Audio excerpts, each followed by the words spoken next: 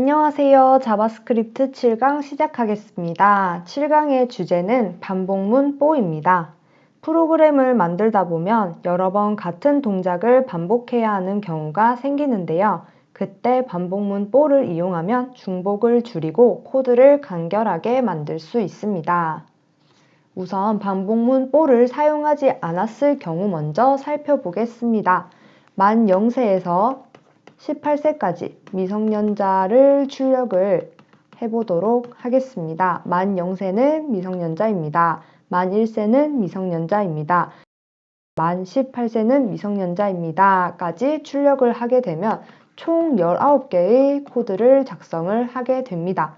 결과를 보시면 만 세는 미성년자입니다가 중복이 되는 것을 알 수 있는데요. 이 중복을 줄이기 위해서 뽀를 사용해 보도록 하겠습니다. 뽀의 기본 문법은 이렇게 생겼습니다. 초기값, 조건, 반복 동작, 실행 명령문으로 이루어져 있는데요. 예시를 한번 보도록 하겠습니다. 자, 초기값은 A에는 0을 할당을 해 놨고 A는 19보다 작다. 이건 조건에 해당을 합니다. 그리고 A의 1을 증가시켜라는 반복 동작에 해당을 하는데요. 자, 뽀가 돌아가는 메커니즘에 대해서 설명을 드릴게요. 초기값이 조건을 만족시키는지 확인을 합니다. A가 19보다 작으니까 조건을 만족하죠. 조건을 만족하면 명령문을 실행하게 됩니다. 이때 A가 0이니까 만 0세는 미성년자입니다를 출력하게 됩니다. 명령문을 실행했다면 반복 동작으로 넘어가게 되는데요. A가 반복 동작을 적용하면 1이 됩니다.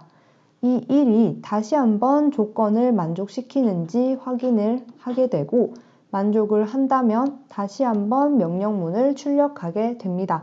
A는 1이기 때문에 만 1세는 미성년자입니다를 출력을 하게 됩니다. 이렇게 A가 1씩 커지면서 출력을 반복하다가 A가 19가 되면 A는 19보다 작지 않기 때문에 명령문은 출력되지 않고 뽀문도 종료가 됩니다.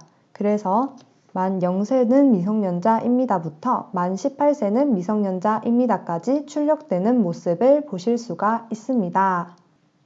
콘솔 창을 통해 보여드리겠습니다.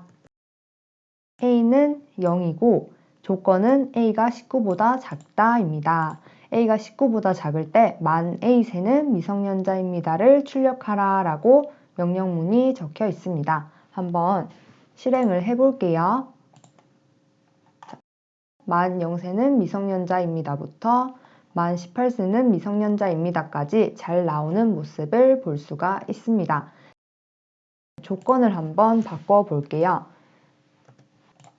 A가 5보다 작을 때 명령문을 출력하라 라고 바꿔보겠습니다. 0세부터 4세까지 출력되는 모습을 볼 수가 있습니다. 자, 이렇게 초기값과 조건을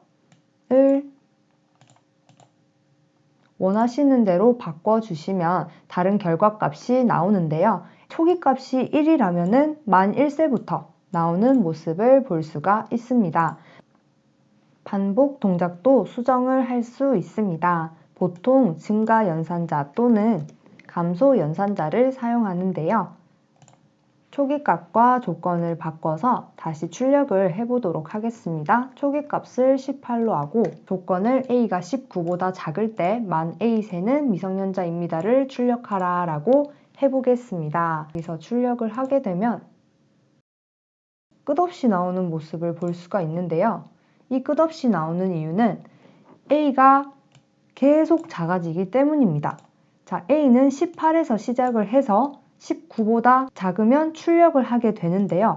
A가 18에서 그 다음에 반복 동작을 통해 17이 되고 그 다음에 반복 동작을 통해 16이 되고 이렇게 계속 작아지기 때문에 무한하게 나오게 되는 현상을 볼 수가 있습니다.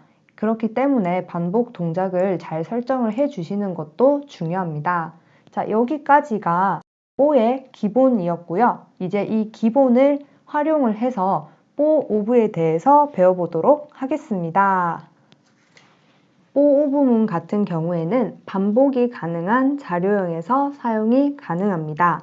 배열이나 문자열처럼 단위를 구분할 수 있는 경우 사용할 수 있는데요. 배열 같은 경우에는 콤마를 기준으로 단위를 구별할 수 있고요. 문자열 같은 경우에는 이렇게 단위를 구별할 수 있습니다.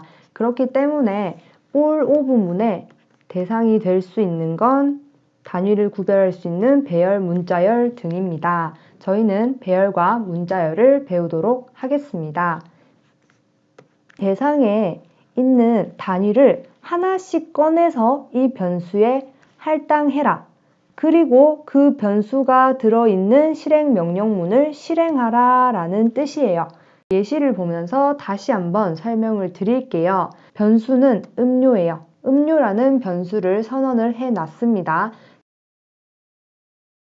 이 주문 안에 있는 단위를 순서대로 하나씩 꺼내서 음료에 할당을 해라. 그리고 여기 있는 명령문을 출력을 해라 라는 뜻이에요.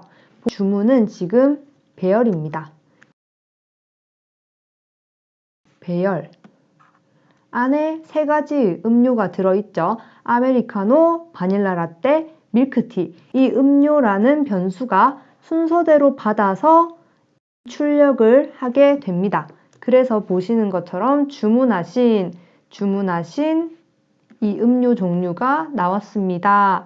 주문하신 아메리카노가 나왔습니다. 주문하신 바닐라 라떼가 나왔습니다. 주문하신 밀크티가 나왔습니다가 되게 됩니다. 여기까지가 배열의 for of문에서 사용하는 방법이었고 문자열에서 for of문을 사용하는 방법을 알아보도록 하겠습니다.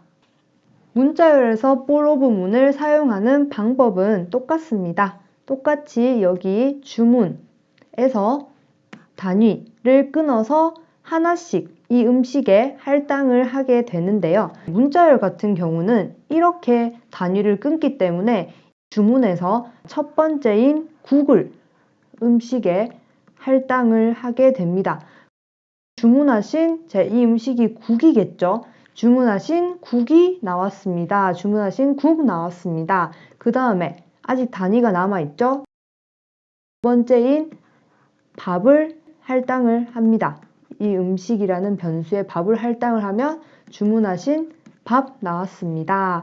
이렇게 출력이 되는 모습을 알 수 있습니다. 지금까지 배운 내용을 콘솔 창에 출력해 보도록 하겠습니다. 지금 주문이라는 변수에 배열이 할당이 되어 있고요. 이 주문에서 단위마다 하나씩 꺼내서 음료에 할당을 해서 콘솔 로그 안에 있는 내용을 출력을 해보도록 하겠습니다. 자, 주문하신 아메리카노, 바닐라 라떼, 밀크티 순서대로 나왔습니다로 잘 나오는 것을 알 수가 있습니다. 여기서 하나를 바꿔서 출력을 하면 두 번째 순서가 프라푸치노로 바꿔서 나오는 것을 알 수가 있습니다. 자, 요거까지가 배열이었고 문자열도 한번 확인을 해 볼게요. 주문하신 국, 주문하신 밥 나왔습니다 라고 단위별로 끊어서 음식에 하나씩 순서대로 할당이 되어서 출력되는 모습을 보실 수가 있습니다. 국밥이 아니더라도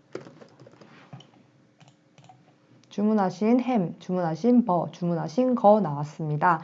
단위별로 끊어서 순서대로 출력이 되는 모습을 보실 수가 있습니다. 지금까지 중복을 줄이고 코드를 간결하게 만들 수 있는 반복문 for에 대해서 배웠습니다. 수고하셨습니다.